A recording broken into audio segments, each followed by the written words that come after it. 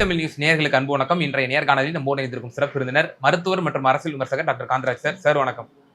நகைச்சுவை நடிகர் திரு ரோபோ சங்கர் அவர்கள் காலமாக இருக்கிறார். திடீர் மரணம் ஏற்பட்டிருக்கிறது. மஞ்ச காமாலை எல்லாம் வந்துச்சுன்னு சொல்லி ஆல்ரெடி சொன்னாங்க 2 இயர்ஸ் பிஃபோர். அப்போதே உடல் நலம் அப்படியே மெலிந்து குச்சா போய் இருந்தாரு. நமக்கு பார்க்கும்போதே ரொம்ப அதிர்ச்சியா இருந்துச்சு, என்ன எப்படி ஆயிட்டார் அப்படின்னு சொல்லி. இப்போ 2 இயர்ஸுக்கு அப்புறம் ரெக்கவருக்கான ப்ராசஸ் தொடர்ந்து ஈடுபட்டதாகவும், ஷூட்டிங்ல இருக்கும் போது மயங்கி விழுந்து திடீர் மரணம், அகால மரணம். So as a doctor point of view எப்படி பாக்குறீங்க? வேலூர்ல ஒரு 3 மாசத்துக்கு முன்னாடி நடந்த ஒரு 4 மாசத்துக்கு முன்னாடி நடந்த ஒரு நிகழ்ச்சியில அவர் பங்கெடுத்துக்கிட்டு இருந்தாரு. நான் அதுல இருந்தேன். அவரா தன்னை அறிமுகப்படுத்திக்கிட்டாரு. அறிமுகப்படுத்திக்கிட்டு முக்தாரோட ஃபங்க்ஷன்ல சார் முக்தாருடைய ஃபங்க்ஷன்ல அறிமுகப்படுத்திக்கிட்டு நான் உங்களுடைய ரசிகர்னாரு. அப்புறம் சொல்லிட்டு அவர் என்னோட போட்டோலாம் எடுத்துட்டு கூடவே இருந்தார். எனக்கு ஒரே ஆச்சரியமா இருந்தது, இவ்வளோ ரசிக்கிற அளவுக்கு நான் என்னங்க பண்ணிட்டேன் அப்படின்னு கேட்டுக்கிட்டு விதவிதமா என்ன வச்சுக்கிட்டு போட்டோலாம் எடுத்துக்கிட்டார். அதெல்லாம் ஆனால் அவர் இந்த விஷயமெல்லாம் இப்போ நீங்கள் சொல்லும்போது, அன்னைக்கு நான் பார்த்தபோது ஒரு நல்ல ஆரோக்கியமான மனிதராக இருந்தார். அன்னைக்கு அந்த நிகழ்ச்சியில் அவர் தான் சுறுசுறுப்பாக இந்த பக்கமும் அந்த பக்கம் ஓடிக்கிட்டு இருந்தது, எல்லா வேலையும் அவர் தான் பண்ணிக்கிட்டு இருந்தார்.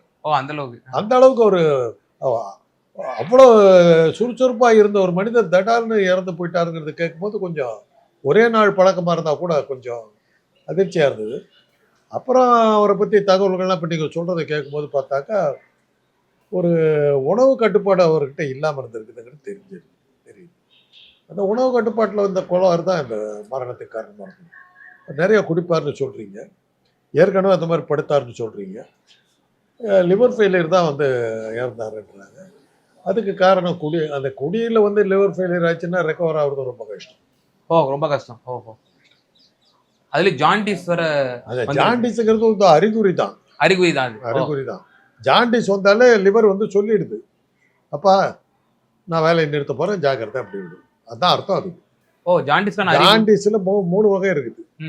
ஏ இருக்குது, பி இருக்குது, ஏசி 3 வகை இருக்குது. அதுல ஏ ரொம்ப சாதாரண குணமாயிடும், வழக்கமா வர்றது. திடீர்னு ஜாண்டிஸ் வந்துருச்சுன்னு சொல்லுவாங்க, வழக்கமா வர்றது. பி கொஞ்சம் ஆபத்தானது, ரொம்ப ஆபத்தானது. சி கேன்சர் கொண்டு போகும். ஸோ அதனால இதுல அவருக்கு அந்த முதல்ல அந்த இது பி இருக்குது. அப்பவே அவர் குத்துயிரும் கொலையுரமா போயிருக்காருன்னு இப்ப நீங்க சொன்ன தகவல்ல இருந்து எனக்கு புரியுது. அப்பவே அவர் எச்சரிக்கையா இருக்கல போல் இருக்கு. ஆனா 3-4 மாசத்துக்கு முன்னாடி அவரை பார்த்த போது அப்படிப்பட்ட ஒரு நோயில படுத்தவருங்கிறது இப்ப நீங்க சொன்னா கூட என்னால் நம்ப முடியல. அவ்வளவு ஆரோக்கியமா இருந்தார். இழப்பு ஒரு இதா இருக்குது. இப்ப நீங்க சொன்னதெல்லாம் பார்க்கும்போது அவர் நிகழ்ச்சிகளை நான் பார்க்கல. நான் நல்ல ஆர்டிஸ்ட் இழந்திருக்கோங்கிறது தெரியுது. ஏன்னா வரிசையா மீடியாக்கள்லாம் பேசுறதை பார்க்கும்போது அவர் நல்ல பிரபலமா இருந்திருக்கிறாரு. ஏன் கண்டுக்கு சிக்காம போனது என்னுடைய துரதிர்ஷ்டம் தான். இப்போ இந்த இழப்பின் மூலமாக இப்போ ஆல்ரெடி ஜாண்டிஸ் இருக்கும், இப்போ அவங்களாம் ரொம்ப அச்ச உணர்வோட இருப்பாங்கல்ல சார்? அதைத்தான் நான் இப்ப சொல்றேன். 3 வகையான ஜாண்டிஸ் இருக்குது. ஏ வகையில வர்ற ஜாண்டிஸ் வழக்கமா ஊர் பூரா மஞ்ச காமால வந்துருச்சுன்னு. அதெல்லாம் அந்த ஏ வகை.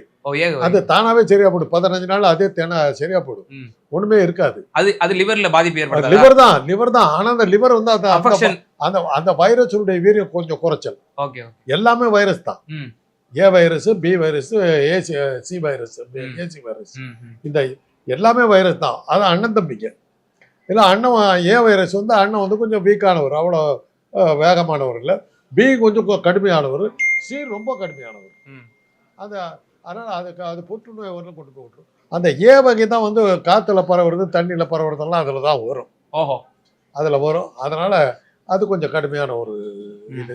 அது அவ்வளோவா பாதிப்பு உண்டாக்காது, தானாக சரியாக போடும். பிலையும் அதில் வெரைட்டிஸாக பியில் நிறைய வெரைட்டிஸ் இருக்குது. அதில் ஒரு குறிப்பிட்ட வகை தானாக கண்ட்ரோல் ஆகிடும். அதில் நான் மாட்டினேன். நீங்க அஃபெக்ட் ஆகிட்டீங்களா சார்? நான் அஃபெக்ட் ஆகிருக்கேன். B1ல மாட்டினேன். அதை நான் அமெரிக்காவில் பயிற்சியில் இருக்கும்போது நான் மாட்டினேன். அதில் நான் ஹேண்டில் பண்ண கெமிக்கல்ஸ் எல்லாம் மூலமாக எனக்கு அது வந்துருச்சு. ஏன்னா எய்ட்ஸ் நோயாளிகளை பற்றி இது பண்ணும்போது எய்ட்ஸ் நோயாளிகளுக்கு இந்த ஹெப்படைட்டிஸ் பி வரும்.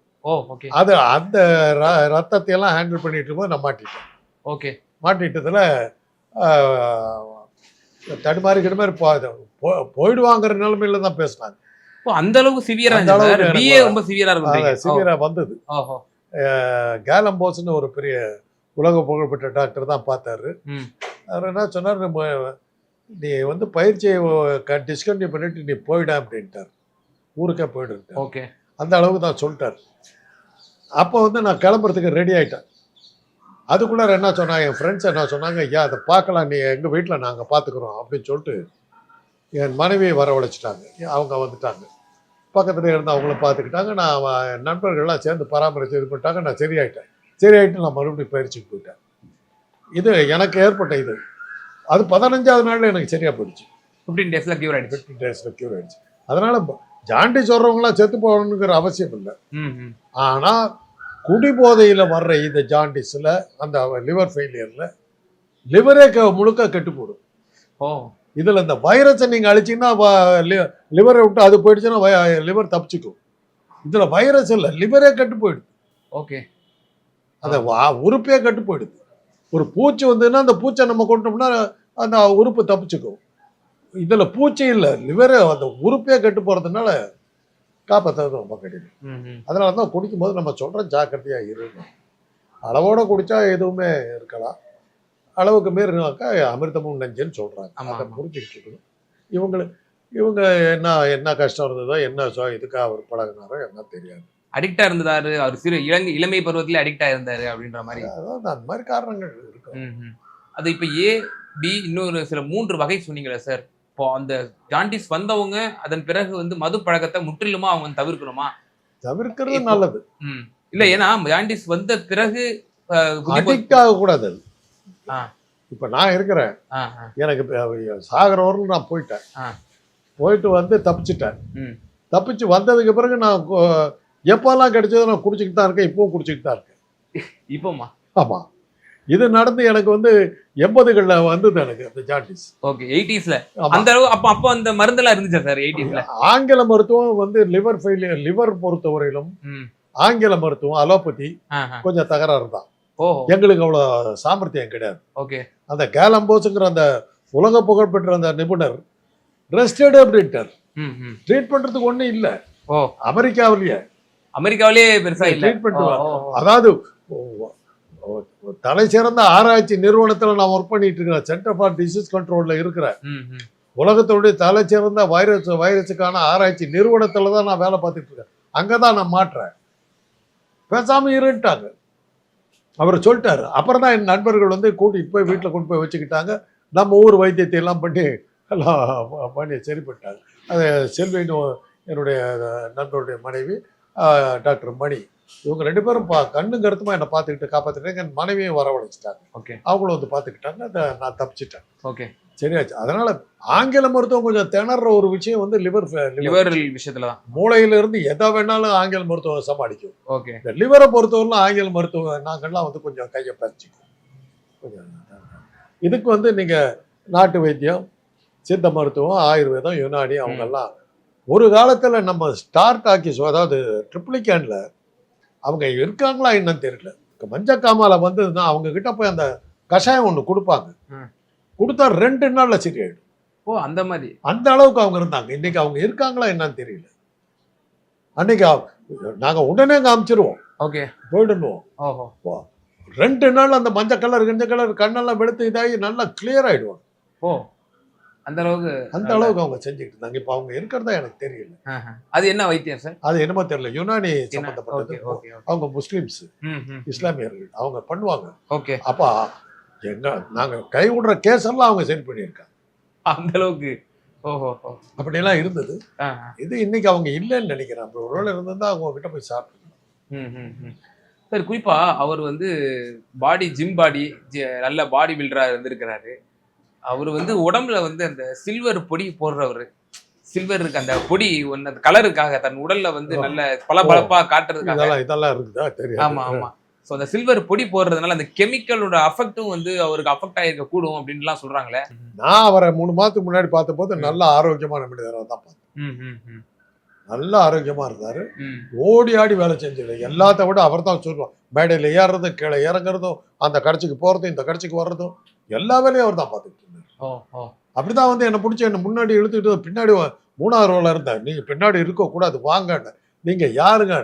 நான் ரோபோ சங்கர் சார், உங்களுடைய ரசிகர். இழுத்துக்கிட்டு வந்து என்னை முன்னாடி உட்கார வச்சுட்டாரு. மேடை என்னை ஏத்துறதும் மேடையை விட்டு இறக்குறது எல்லாமே அவர் தான் பண்ணார். நான் நினைக்கவே இல்லை இவ்வளோ சீக்கிரம் போவார். இல்ல அப்படிப்பட்ட ஒரு உடம்புல போடுற பூசக்கூடிய இந்த கெமிக்கல்ஸ் அதனால ஏதாவது இன்ஃபெக்ஷன் வரக்கூடிய வாய்ப்புகள் இருக்குன்னு as a டாக்டரா நீங்க நினைக்கிறீங்களா? இருக்கலாம். இருக்கலாம்ன்றீங்க. Okay okay. Metal poison is common. அதே போல சார் நீங்க சொன்னீங்க உணவுல ரொம்ப கட்டுப்பாடா இருக்கணும்னு சொல்லியிருந்தீங்க. உணவுல கட்டுப்பாடுன்னா நான் அப்படி சொல்லல. ம். குடிபோதைகள்லாம் இந்த மாதிரியான இந்த ம். போதைப் பொருட்களை பயன்படுத்துறவங்கலாம் இதுக்கு மாட்டிக்கிறதுக்கான வாய்ப்புகள் மிக அதிகம். ஓகே. அதே போல உணவு அதே போல இந்த மது இதுவெல்லாம் வந்து அவர் உட்கொண்டதுனால தான் வந்து கொஞ்சம் சிவியர் ஆகி இது மாதிரியான எந்த விஷத்தை கூட அளவோட சாப்பிட்டீங்கன்னா அது ஒண்ணும் பண்ணாதுங்க. ஓ அவ்வளவுதான் நம்ம சொல்லலாம். விஷயத்த அமிர்தத்தை கூட அளவுக்கு அதைத்தான் அவங்க அழகான தமிழ்ல சொல்றாங்க. அளவுக்கு மீறினால் அமிர்தமும் நஞ்சு. அது அமிர்தம் சாப்பிட்டா சாகாவரம் பெற்றதா கணக்கு. அதையே ஓவரா குடிச்சுன்னா அதையும் ஒண்ணு கொண்டு போட்டுட்டாங்கிறாங்க. அளவுக்கு மீறினாலும் அமிர்தம் நஞ்சு. அதான் இப்போ மனச்சல வச்சு ஜாண்டிஸ் கியூர் பண்றதுக்கு அலோபதி மருந்தை தொடர்ச்சியா கண்டினியூஸா எடுத்துட்டு வர்றாரு. இப்போ அவரை வந்து ஒருத்தர் வந்து திசை திருப்பி இல்ல யுனானி வந்து அதோட சூப்பரா இருக்கு வாங்க அதை வந்து எடுத்துக்கங்க அப்படின்ற மாதிரின்னு சொல்லி இதை கையை விட்டுட்டு அப்படியே கொஞ்சம் ட்ராக் மாறணும் அப்படின்னா அதுல ஏதேனும் வந்து உடல்ல ஏதேனும் வந்து தாக்கத்தை ஏற்படுத்தக்கூடிய வாய்ப்புகள் இருக்கா? அதுவும் தகவல் சொல்லப்படுது. சரியா? அதுக்கும் இன்டராக்ட் ஆச்சா என்னங்கிறது என்னால உறுதியா சொல்ல முடியாது. அதுக்கான ஆதாரங்கள் இல்லை. இல்ல ஒரு இது ஒரு குற்றச்சாட்டு இருக்குது. அதுக்கான ஆதாரங்கள் இல்லை. ஒரு பிராக்டிக்கலான இது கிடையாது. லேபரேட்டரி மூலமா நீங்க நிரூபிக்கணும். ஓகே. அந்த மருந்தை வந்து மாற்றுறதுனால வந்து எந்த ஒரு அஃபெக்ட் ஆகி அதான் சொல்றேன். அந்த குற்றச்சாட்டு இருக்குது. இதை மாத்தி பண்ணதுனாலதான் அது வந்துச்சு அப்படிங்கறதெல்லாம் இருக்குது. பட் அதுக்கான ஆதாரங்கள் நம்ம கிட்ட இல்லையே. ஹார்ட் அட்டாக் எல்லாம் வந்ததுன்னா நாங்க கிளீனா சொல்றோம் அங்க பொண்ணு நீ காலி ஆயிடுவேன். ஏன்னா இந்திய மருத்துவத்துல இந்த மாதிரி எமர்ஜென்சி மெடிசன் ஒண்ணு கிடையாதுங்க. நிதானமா அவன் கொடுக்குற மருத்துவம். ஆனா கியூர் ஆச்சுன்னா அதுக்கப்புறம் திரும்பி வராதுங்கிற அளவுக்கு உறுதியான மருத்துவத்தை கொடுக்கறது இந்திய மருத்துவம். சித்த மருத்துவமோ ஆயுர்வேதமோ யுனானியோ இது மூணுமே அப்படியே நோயை குணப்படுத்திடும். ஆனா அவசர நிலையில சாகிற நிலைமையில கொண்டு போய் போட்டீங்கன்னா அவங்களால ஒண்ணும் பண்ண முடியாது. ஓகே. எமர்ஜென்சி மெடிசனுங்கிறது வந்து அலோபதியில தான் இருக்கு. ஓகே. நிச்சயமா சார். நகைச்சுவை நடிகர் ரோபோ சங்கர் அவரோட மரணம் இது சம்பந்தமாக பல டாக்டரா நீங்க பல கருத்துக்களை பகிர்ந்தீங்க. ரொம்ப நன்றி சார்.